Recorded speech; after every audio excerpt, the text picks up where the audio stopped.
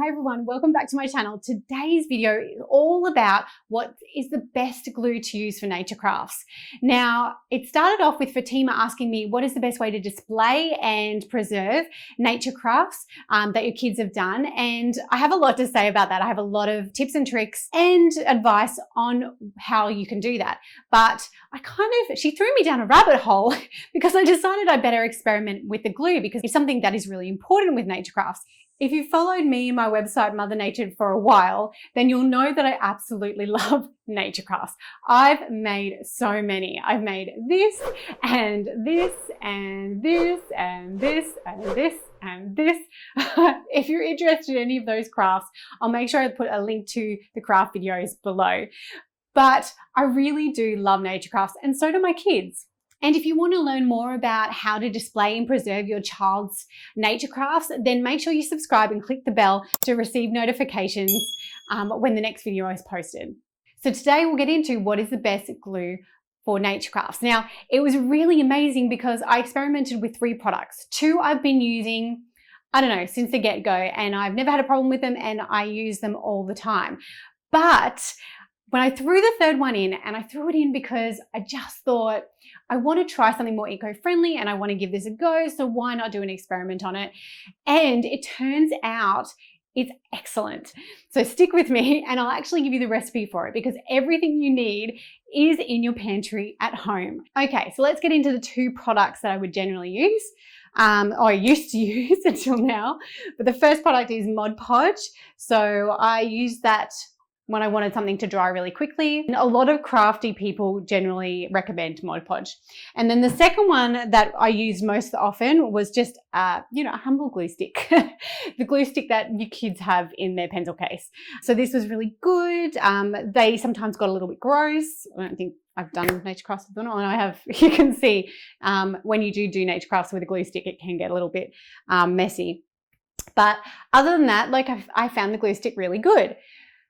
But I decided to do an experiment with a 3rd product, and I'll tell you about that one in a minute. I just wanted to briefly mention the natural materials that you might use with nature crafts and how that does impact the way the glue works. So most natural materials are pretty good, like sand and dirt and leaves and flowers. There are a couple of things that I want you to notice when you're out collecting your materials to make sure that they're going to work for you. But ultimately, it's really all about experimenting yourself and seeing which natural materials are the best to use with nature crafting. And to be honest, it's a really good activity for kids to problem solve and work with materials that don't always quite work because they learn to use the ones that do. So some of the things that are problematic are things like veins. If the veins are really, really thick on a leaf, they tend to not stick very well. So the flatter the surface, the better, because there's more surface area and it sticks a lot easier.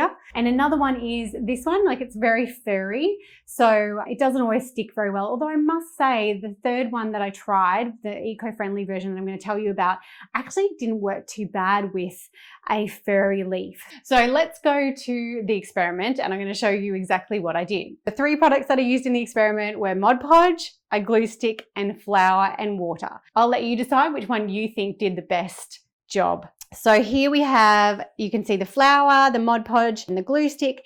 And so I used Mankaranga leaves and some ferns. So I tried several different leaves.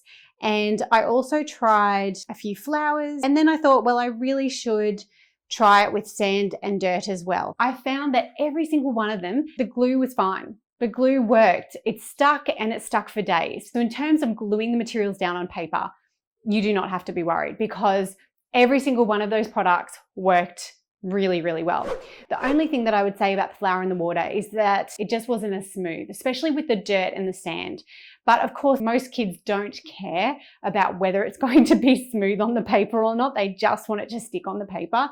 Then you do not need to worry about using Mod Podge or a glue stick. So how do you make flour and water glue? It's just 1 part flour and 1 part water. That's as simple as it is. So this is 1/3 of a cup of flour, and I'll just get some water. I must admit, I do put a little bit more water in just because it gets very, very thick. Mix it around until it's smooth. Okay, that's pretty good. So we're outside and we're crafting with flour and glue, and I thought I would just mention the review that the girls have given the glue, because their opinion is more important than mine. And 2 out of 3 really love it. The third, my middle child, has mentioned that it is a little bit watery. So make sure they don't put as much on, because it does make the paper a little bit watery. It's actually made out of flour and water. And you can edible glue. So you can just I got some. You can actually eat it. Sorry. Did You you can know that? eat this glue when you can eat that whole big glue. What glue have you used for nature crafts in the past? Make sure you tell me in the comments below.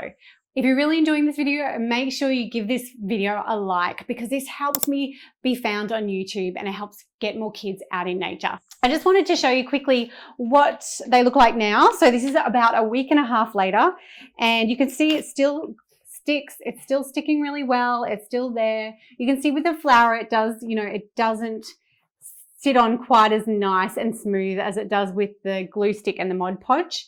And then this one, you can see they're all sticking on still really, really well. What's the best glue for nature crafts? Well, if you're crafting with the kids, I would suggest trying the eco-friendly version, which is the flour and the water. And a glue stick works really well too. If you're a little bit more of a hardcore crafter like me, then Mod Podge might still be your thing, because it does have a bit of a nicer finish and it does tend to dry a little bit faster. But experiment with your own kids and see which one works the best for you. And make sure you come back and let me know how it went in the comments. Yeah. Why else do you think it wouldn't work?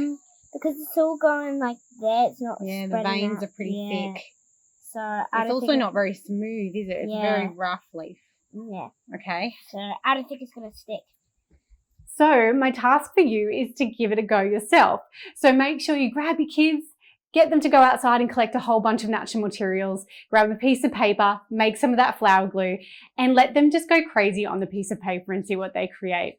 If you do create something, please let me know in the comments below. I love to see their creations. I will see you next week, and I will be talking all about how to store your nature crafts.